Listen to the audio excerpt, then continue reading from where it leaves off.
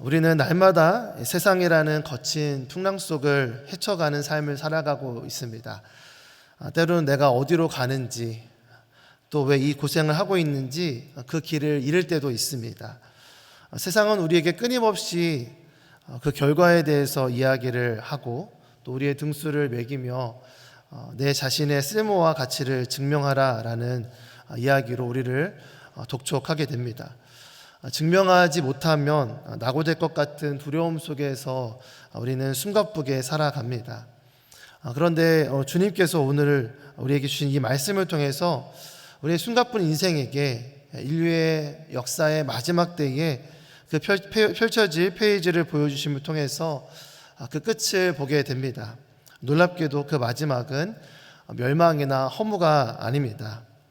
성경은 인류 역사의 종착역이 기쁨의 잔치다라고 말씀하고 있습니다. 우리가 통과하는 이 고통의 터널 끝에 우리가 기대하지 못했던 환대와 축제가 기다리고 있는 것이죠. 풍랑이 있는 인생을 뚫고 지나가는 우리들에게 하나님께서 준비하신 이 최종적인 결론은 바로 영광의 결혼식입니다. 세상의 결혼은 화려할지 모르지만 영원하지 않습니다. 세상의 잔치는 즐거운 듯 하지만 결국에는 공허함이 남게 되는 것을 우리가 알고 있습니다.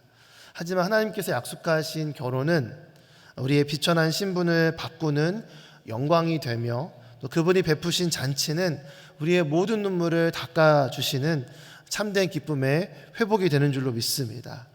우리가 지난주에 유대 결혼 문화를 통해서 예수님께서 요한복음에서 제자들에게 주신 그 말씀의 약속의 의미를 살펴보았습니다.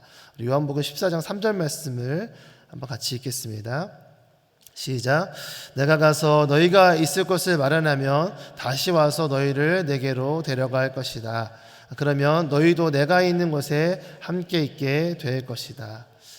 정혼한 신랑과 신부는 약 1년이라는 기다림의 시간을 보내게 됩니다.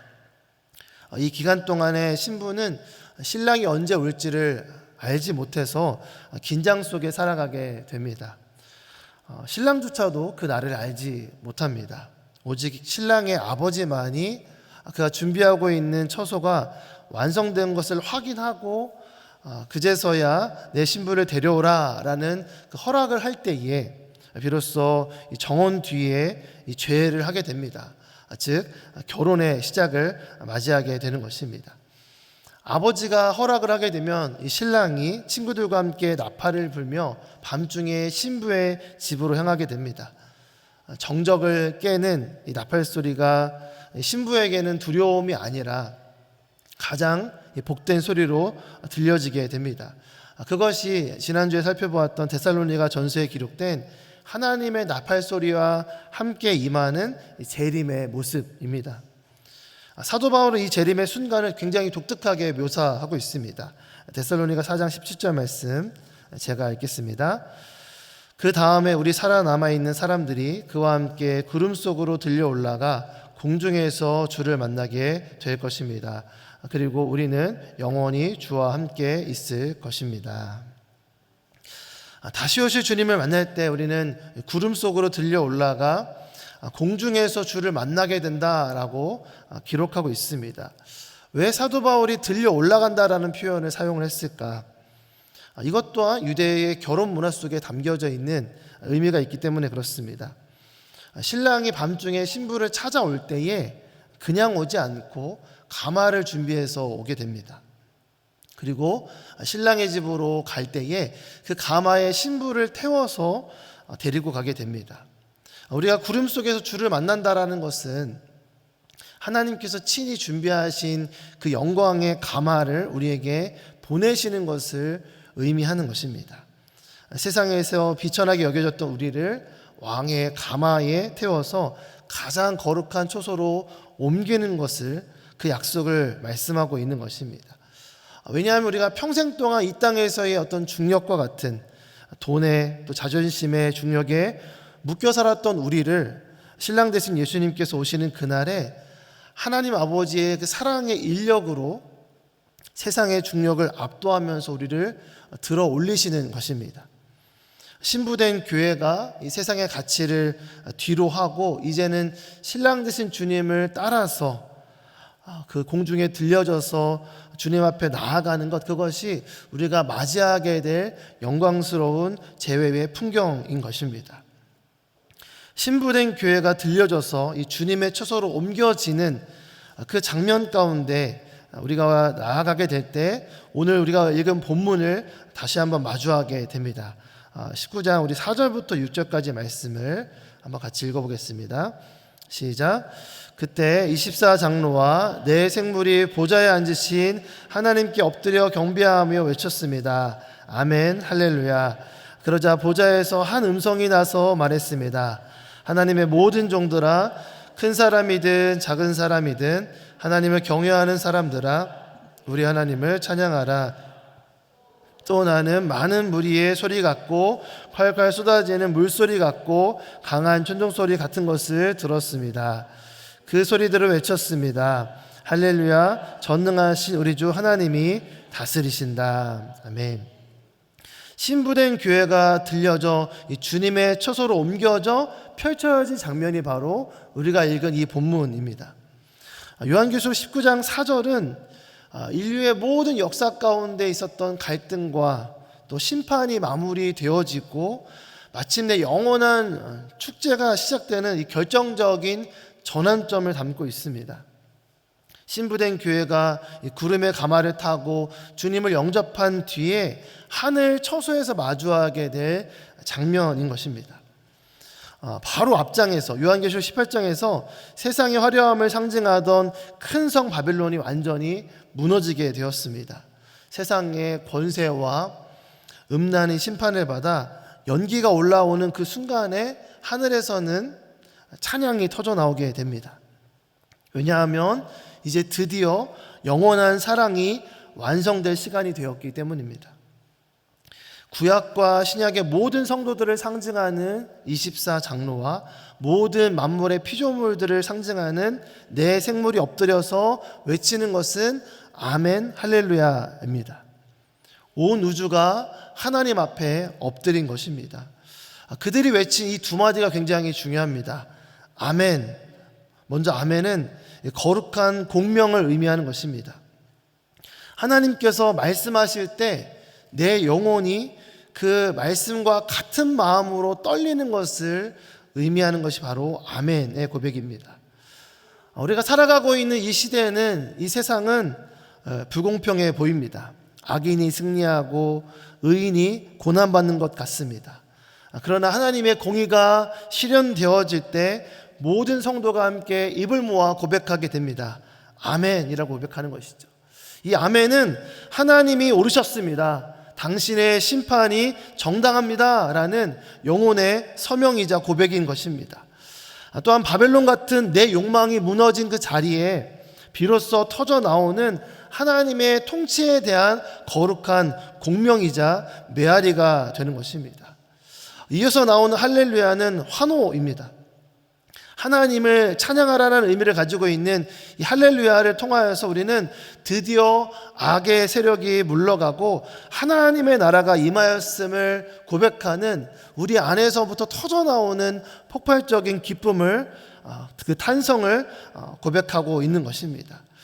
그리스도의 신부, 교회된 우리의 신앙은 나의 뜻대로 안 된다고 원망하던 그 입술이 하나님의 오르심을 인정하는 아멘으로 바뀌어지고, 또 그분의 통치와 다스림에 환호하는 할렐루야가 바뀌어지는 과정이 되는 것입니다.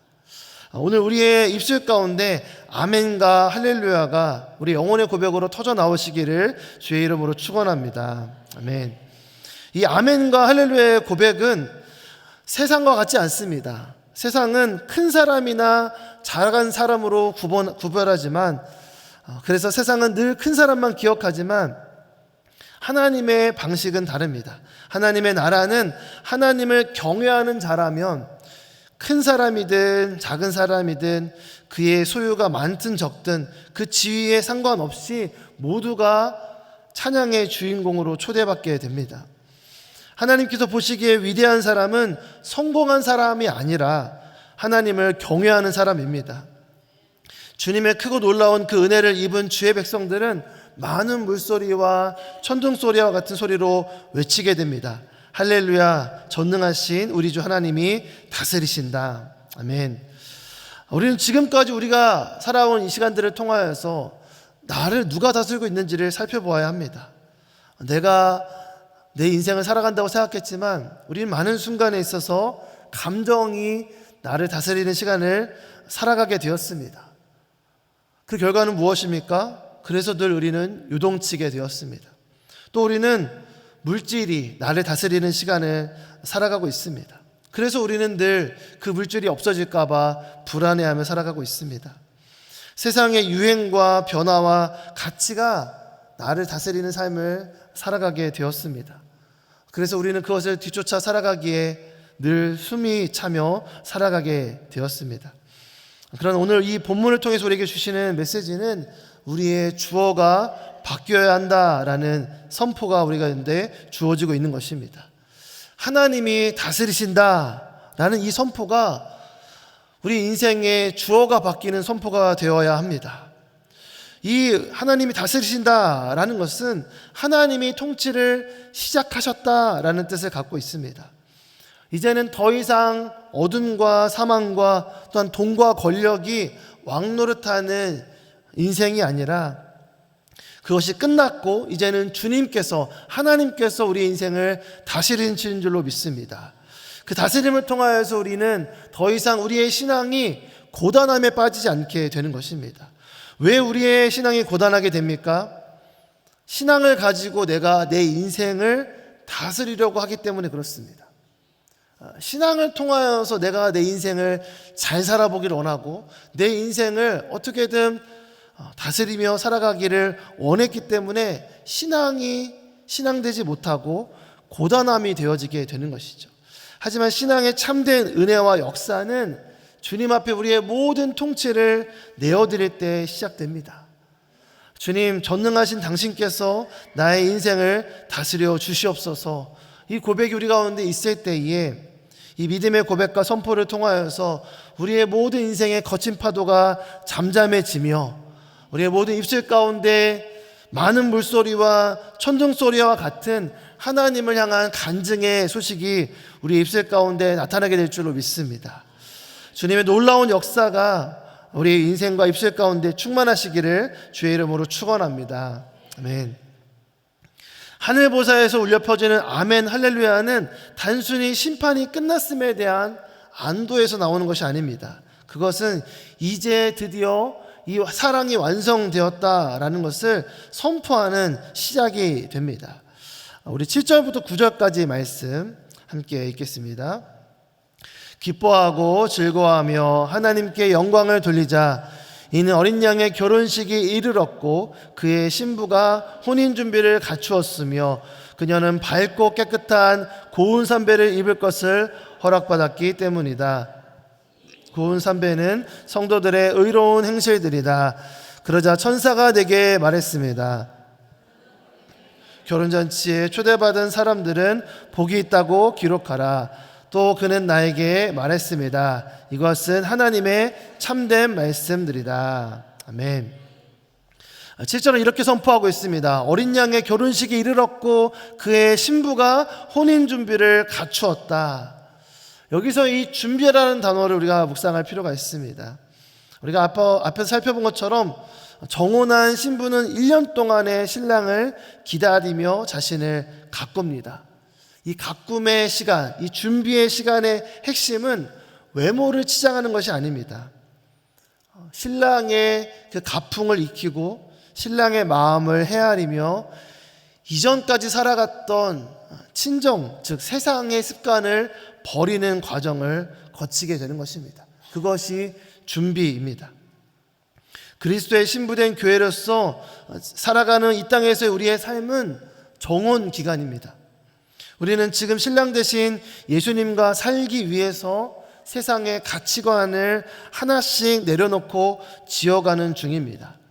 나의 고집과 내 자랑과 자기의 의를 비워내고 그 자리에 신랑의 성품을 채우는 것, 그것이 성경이 말씀하고 있는 진짜 준비입니다.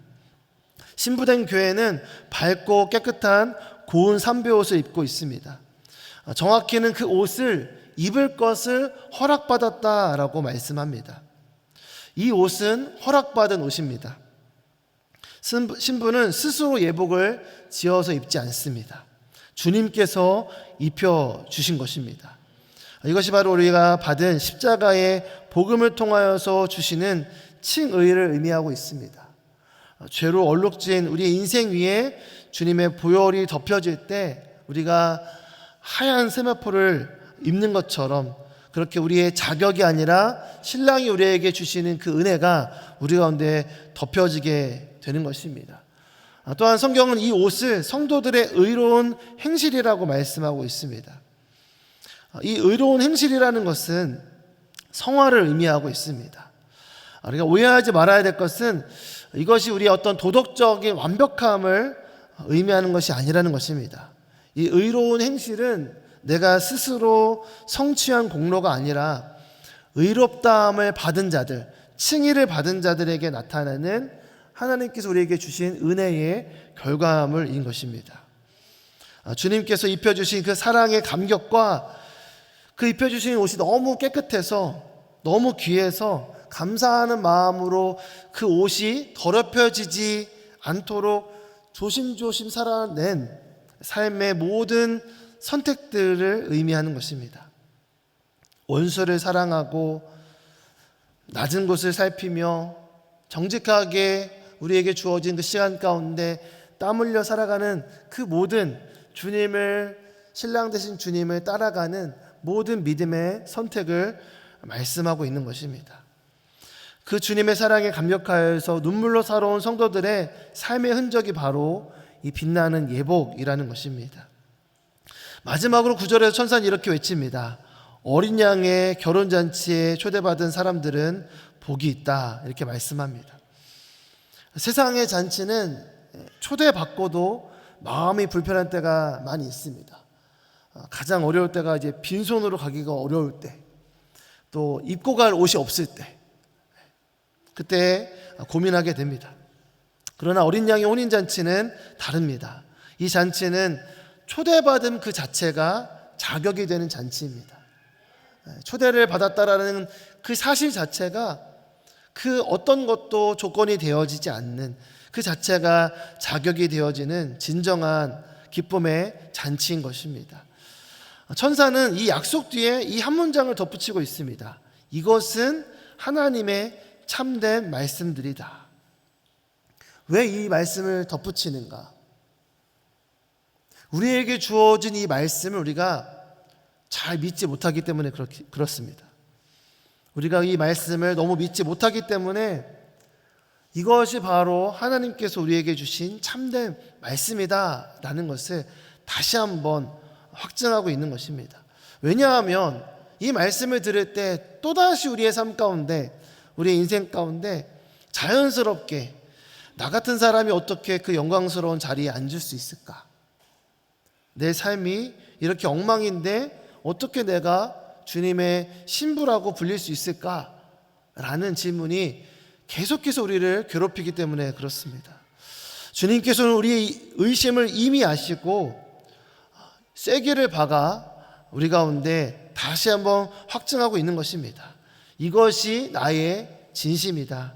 이것이 나의 변하지 않는 참된 약속이다 라는 것을 이 말씀을 통하여서 우리에게 주고 있는 것입니다. 복은 받는 자에게 달려있지 않습니다. 복은 복을 주시는 분에게 달려 있습니다. 제가 이제 청년부를 맡으면서 이제 진로를 준비하고 또 면접을 준비하는 지체들을 볼 때에 제가 사전 인터뷰를 해주거든요. 그때에 이런 모습들을 많이 보게 됩니다. 많은 청년들이 면접장에 들어가서 범하는 실수가 있습니다. 자기 자신에게 매몰되는 것입니다. 내가 무엇을 준비했는지, 내가 얼마나 잘났는지, 내 답변이 얼마나 완벽했는지에 모든 신경을 초점을 맞추어서 굉장히 예민하게 나아가는 것을 보게 됩니다. 그런데 저도 많은 인터뷰를 보기도 했고 또 직접 면접관이 돼보았을 때 면접의 본질은 그렇지 않습니다. 면접의 주도권은 지원자가 아니라 이 사람을 받을지 말지를 결정하는 면접관, 회사에 달려 있는 것입니다. 합격의 열쇠는 자기 자신의 의심이 아니라 나를 바라보는 면접관의 시선에 달려 있는 것입니다. 신앙도 이와 같습니다. 우리는 자꾸만 내가 복을 받을 만한 자격을 갖췄는지, 내가 얼마나 뜨겁게 기도했는지에 대해서 집중합니다. 하지만 우리가 기억해야 될 것은 복은 받는 자에게 달려있지 않다라는 것입니다. 복은 오직 복을 주시는 분에게 달려있다라는 것입니다. 복은 내 손으로 움켜쥐는 것이 아니라 그분의 마음에 내 이름이 새겨지는 것입니다. 내가 얼마나 합당한지를 소리 높여서 외치는 것이 아니라 나를 바라보시며 미소 지으시는 주님의 그 환대 앞에 머무는 것입니다. 주님께서 우리를 그 잔치에 합당하다고 받아주시는 것, 그것이 바로 은혜입니다. 그것이 우리의 복음이 되는 것이죠. 그러면 우리가 신부된 우리가 해야 할 일은 나의 자격을 증명하려 애쓰는 몸부림이 아니라 나를 선택하신 신랑 되신 주님의 신실함을 붙잡는 것입니다. 그분께 우리의 모든 주도권을 내어드릴 때에 부르심에 응답하는 자의 삶이 시작되는 것입니다. 이 영광스러운 잔치에서 일어나는 가장 놀라운 사건은 우리의 이름이 바뀌는 것입니다. 우리는 세상에서 어떤 이름으로 불렸습니까? 때로는 성공한 사람으로서 인정받기도 하고 환대를 받기도 했지만 많은 순간에 우리는 실패자와 또 시간이 지나면서 병이 들기도 하고 또 가졌던 소유가 줄어들기도 하면서 가난에 빠지기도 하고 그런 상황들을 마주할 때 우리가 스스로를 쓸모없는 존재로 자책하며 이름 없는 자로 살아가게 되는 것을 보게 됩니다. 그런데 이사야 선지자가 우리와 같은 이 절망적인 상황 가운데 있는 바벨론 포로기에 속해 있었던 그 이스라엘에게 주님의 언약의 말씀을 주고 있습니다. 이사야서 62장 4절 말씀 함께 읽겠습니다. 시작. 다시는 너를 버림받은 자라 부르지 아니하며 다시는 내 땅을 황무지라 부르지 아니하고 오직 너를 헵세바라 하며 내 땅을 빌라라 하리니 이는 여호와께서 너를 기뻐하실 것이며 내 땅이 결혼한 것처럼 될 것임이라. 아멘. 이 말씀이 선포되어지는 이스라엘은 하나님께 버림받은 존재였습니다. 또 그들의 땅은 황무지가 되어버린 상태였습니다. 단순히 어떤 경제적인 빈곤이 아니라 누구도 돌아보지 않는 아무런 소망이 없는 땅처럼 그들은 나락으로 내몰리고 있는 상황이었습니다. 하나님과의 관계가 끊어진 그 상태 가운데 있었던 것입니다. 그런데 이사야가 그들에게 주님의 마음을 담아 언약의 말씀을 주고 있습니다. 다시는 너를 버림받은 자라 부르지 아니하며, 이 약속은 그리스도의 대속을 통해 시작되었고 오늘 읽었던 요한계시록 19장의 이 혼인잔치에서 최종적으로 성취되는 것입니다.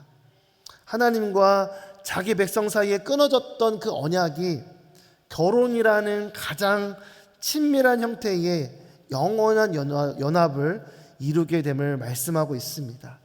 신랑 되신 주님께서 오시는 그날에 우리는 우리의 낡은 이름표를 떼어내고 온 우주 앞에 주님께서 우리의 존재를 선포하게 되는 것입니다. 무엇입니까? 너는 나의 헵시바다라는 선포입니다. 우리 옆에 있는 분에게 함께 선포하면 좋겠습니다. 주님의 헵시바이십니다. 네. 이 헵시바라는 뜻은 나의 기쁨이 그녀에게 있다라는 의미입니다. 신랑 되신 주님이 저와 여러분을 보면서 말씀하십니다. 나는 너 때문에 행복하다. 내가 무엇을 잘해서가 아니라 너의 존재 자체가 나의 기쁨이다 라고 말씀하십니다. 두 번째는 너는 나의 뷸라다라고 말씀하십니다. 우리 옆에 있는 분에게 한 번 더 선포하겠습니다. 주님의 뷸라이십니다. 주님의 뷸라이십니다. 뷸라는 결혼한 여인이라는 뜻입니다. 이제는 더 이상 황무지처럼 버려진 땅이 아니라, 임자 없는 땅이 아니라 만왕의 왕이신 주님과 연합하여서 그분의 보호 아래 있는 주님의 소유된 땅이 되어지고 주님의 결혼한 여인이 되어지는, 신부가 되어지는 그 은혜가 우리 가운데 있음을 선포하는 것입니다. 주님의 모든 권세가 나의 울타리가 되어지는 그 권세를 얻은 존재로서 우리는 주님 앞에 서게 되는 것입니다. 우리는 본래 죄로 인하여서 소외되고 죽어 마땅한 버려진 땅과 같은 존재였습니다. 그러나 신랑 대신 어린 양의 피가 우리를 헵시바로 바꾸어 놓으셨습니다. 주님께서 십자가에서 버림받으심으로 우리를 영원한 잔치와 헵시바로 부르신 것입니다. 그 잔치의 자리에서 주님께서 우리의 손을 잡고 말씀하실 것입니다. 이 사람이 바로 내가 나의 목숨을 걸고 사랑한 나의 신부이다 라고 말씀하십니다. 우리가 오늘을 살아가면서 잊지 말아야 되는 것은 우리가 주님의 신부된 존재라는 사실입니다. 우리가 함께 나눈 영광의 결혼, 기쁨의 잔치는 먼 미래에 일어날 막연한 사건이 아닙니다. 그것은 오늘 우리가 이 땅에서의 우리의 삶을 견뎌야 될 이유가 되며 앞으로 우리가 살아가야 할 현재적인 소망이 되는 것입니다. 세상은 끊임없이 우리를 향하여서 너는 가치가 없다, 너는 버림받았다, 너는 쓸모를 증명하지 못했다라고 비난할 것입니다. 그러나 우리가 기억해야 될 것은 세상이 붙여진 이 버림받은 자라는 이름표는 가짜라는 것입니다. 당신의 이 진짜 이름은, 우리의 진짜 이름은 신랑 되신 주님이 피로 새기신 헵시바이며 그분의 소유가 된 뷸라인 줄로 믿습니다. 이것이 우리가 그리스도의 신부된 자로서 살아가야 할 영성의 모습인 것입니다. 결혼을 앞둔 신부는 신랑을 만날 설렘으로 그 얼굴에는 빛이 나고 입고 있는 예복이 더러워질까 봐 그 모든 먼지를 조심히 털어내는 자입니다. 우리에게 주어진 이 시간들은 정혼의 기간이고 모든 세상의 때를 벗고 낡은 옷을 벗어버리고 주님의 성품으로 빚어질 그 옷을 입고 나아가는 우리의 삶이 되어야 할 줄로 믿습니다. 우리 인생의 밤이 깊어갈수록, 풍랑이 잦아들수록 신랑의 발소리는 더욱 선명하게 들릴 줄로 믿습니다. 주님께서 다시 오시는 그 나팔 소리가 들릴 때에 주님, 제가 여기 있습니다, 주님 한 분만을 내가 기다리고 있었습니다 라고 고백하면서 기쁨으로 그 영광의 결혼, 기쁨의 잔치에 나아가는 거룩한 신부되는 저 여러분 되시기를 주님의 이름으로 축원합니다. 아멘. 오늘 말씀을 기억하면서 함께 찬양하기 원하는데요, 처음 불러보는 찬양이겠지만 우리가 마주하고 있는 현실이 녹록하지 않기 때문에 우리가 말씀을 의지하여서 또 이 찬양의 고백으로 주님 앞에 나아가며 함께 기도하며 나가면 좋겠습니다.